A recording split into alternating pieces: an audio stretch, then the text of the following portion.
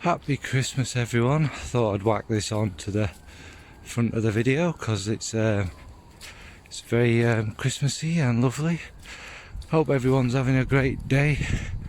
Alright folks, stay safe and enjoy the video. Right, so just a little quick video. Won't be any sort of in-depth analysis or discussions about the fragrances. Just a quick top 7 Kilian fragrances really.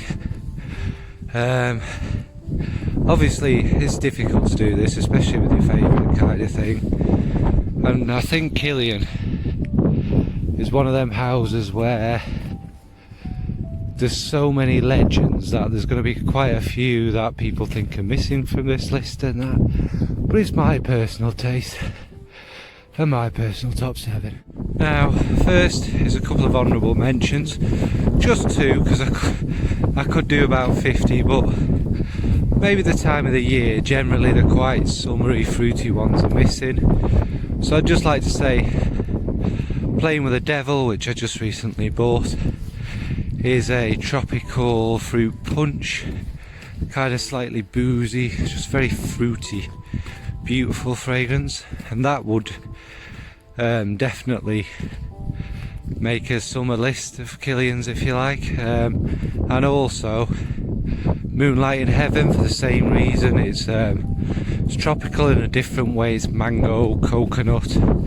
It's a beautiful soft, and again that's more like a rum, like a tropical rum fragrance. You can imagine it's very fresh, it's very lovely. So they're my 2 honourable mentions. Now, coming in at number 7 is a discontinued one. Well, I believe it is. It's not easy to get hold of anyway, and I was delighted to get this. And it's probably the most simplistic Kilian, really, in terms of notes and complexity. It's not complex, but it is so beautiful, and that is Imperial Tea, which is basically just a jasmine tea fragrance. I think the notes listed are jasmine tea, and there's not musks listed, but there's definitely a lovely musk in it. I think there's probably other touches of white florals in it, but not strong. It smells just like a beautiful green jasmine tea, and as you can imagine, that's very sort of refreshing, and jasmine being one of my favourite notes, it's just perfect. And tea can be very refreshing, simple but beautiful, and it's one of them you'd wear to chill out, or if you were just, if you were sunbathing even, do you know what I mean? It'll probably burn away quite quick, but it's just such a calm, relaxing, beautiful scent. So that's Imperial Tea at number 7. Number 6 is the only oud one, and I suppose it would represent all the ouds to me. They're not all a million miles away from each other, they're not the same, but they all do have differences, and of course I'd love to own them all. But again, it's another discontinued line, and that's the one I've picked is Eternal Oud, which is like Rose Oud and Musk Oud, which are 2 others I've smelt, but actually, funnily enough, if you put them both together, amp different aspects of them up, then you get Eternal Oud. And it's kind of, obviously it's rose and oud, it's got other beautiful kind of, like a raspberry feel. It's not like a strong one, but it gives it quite a jammy one. It's got a few musks, and it's quite a rich fragrance. And as you'd imagine, it's pure luxury. It's a Kilian Rose Oud, so it's nothing, it's not over challenging. There are little hints of this and that in it, but it's just very smooth, very luxurious, and absolutely fantastic really. So that's number 6, Eternal Oud. Number 5 is it's a difficult one where to always put this one because it moves up and down, and there is of course one in Kilian's collection a bit darker that I love equally as much, but we'll say love, don't be shy is number 5. Now it's quite a famous one. It's all about that really strong, beautiful, sweet orange blossom in the opening, and then the vanillas, and again Kilian's magical musks come in, and it's quite it gets kind of a marshmallowy vibe about it.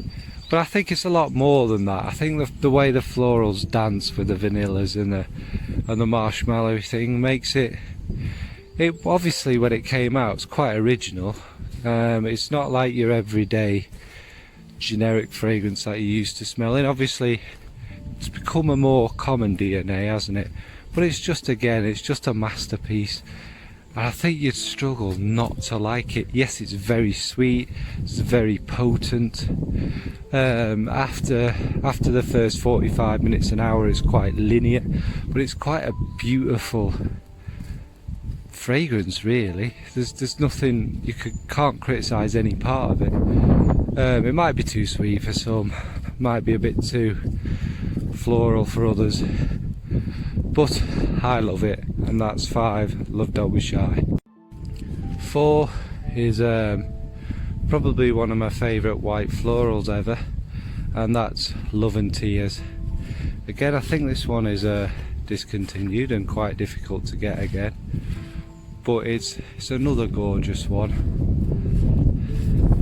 There's lovely horses. It's just jasmine, lilies, tuberose, you know, it's just a field of beautiful summery white flowers. There's not much more to say about it. It is what it sounds like, with a touch of musks. It's not like, you know, an everyday white floral. It doesn't smell the same as all the rest of them, but it's obviously, once you smell one of these, they do all have similarities and that, but this is just, it's Kilian done, it's masterfully done, it's beautiful, it's smooth, it's got the jasmine's green as well as kind of the white floral sticky sweet. It's just all balanced to perfection, like you'd expect from a Kilian, and I absolutely adore it. One of them that actually wasn't a love at first sniff, but was definitely a grower on me. So that's Love and Tears at number 4.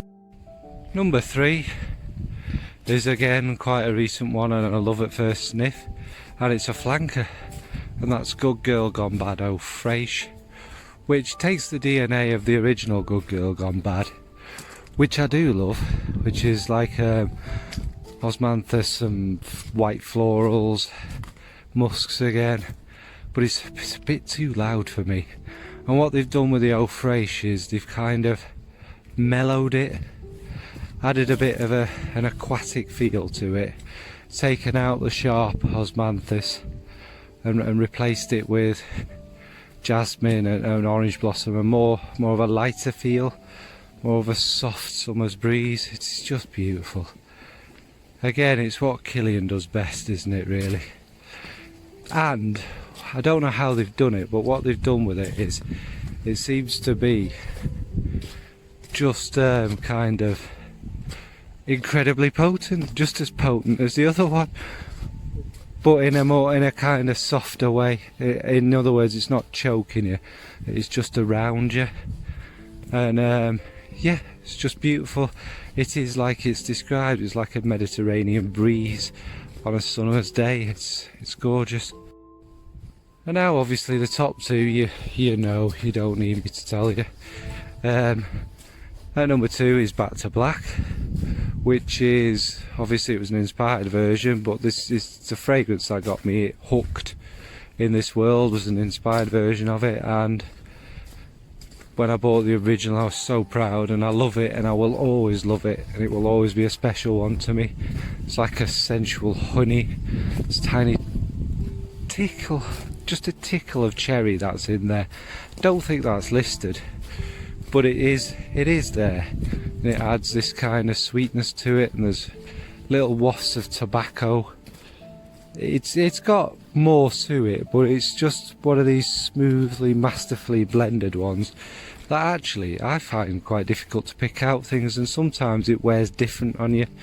Sometimes you'll get more of the honey and it can be quite sweet and intense. Other times it's like a beautiful soft, just warm cloud around you. You might pick up different aspects of it. It is just a masterpiece. It is, but although tobacco's not the main player, it is the best tobacco I have ever smelt. I think it's just wonderful. So that's number 2. That's Back to Black. And yes, number 1, I told you it was quick. Just wait until that fat guy, Shadow, I don't know who Shadow that was, stop following me. Number 1, we all know, is Rolling in Love. I mean, literally, again, love at first sniff. I have never smelt anything as good as that in my life before. Now, it does have little hints of some of my favourite. Oh, look at that scenery. Beautiful. It does have certain little tiny hints of 100 Silent Ways and Black Opium and that, but it's nothing like them. It's probably the Tuberose, which is a soft, mellow, it's a sensual tuberose. It is the love flower after all, isn't it? And that's just a kind of part of it. And there's no real point listing the notes, because it's just a general smell. It opens up a little bit like Love Don't Be Shy, which makes me think there's a touch of orange blossom there. Not listed, but it kind of opens up that way. And it's got Ambrette is one of the main players in it. And it's just this soft, beautiful, better than skin scent, if you get what I mean. It's not a skin scent. It does lay close to you, but it's meant to. It's a comfortable kind of seductive scent. And like, but it's quite obvious, it's all about love, isn't it? So it starts intense and it kind of mellows out into just pure beauty. And I always say this, don't I? It's a kiss. It's a soft, gentle kiss that sends shudders through you. It's skin touching skin, that smell of a beautiful person, and that is just, it's very sensual. And it's all about the musks, really. Soft, clean skin musks, which obviously Ambrette can do, and it won't be the only musk in there. And the vanilla and everything. It's very beautiful. And it's probably the first one that I'm going to end up with a second bottle of, because I just bloody love the stuff. I don't wear it all the time because you don't want to ruin it, do you? But I just enjoy it. Okay, so that's my Kilian top 7, and I haven't collapsed yet. It is quite early and I'm out of shape. But, Merry Christmas to everyone, happy winter solstice. Hope everyone has a great day. No one's going to watch this on Christmas Day unless you're mental. But I hope everyone has the best day ever. And yeah, looking forward to 2021. What would be your top 3 Kilians or whatever? Do you think I'm a lunatic? Obviously Angel Share, Black Phantom, Single Malt, Apple Brandy. Lots of the big players aren't in my list. So yeah, what about you? Alright, anyway, waffling. Bye folks, and have a great day.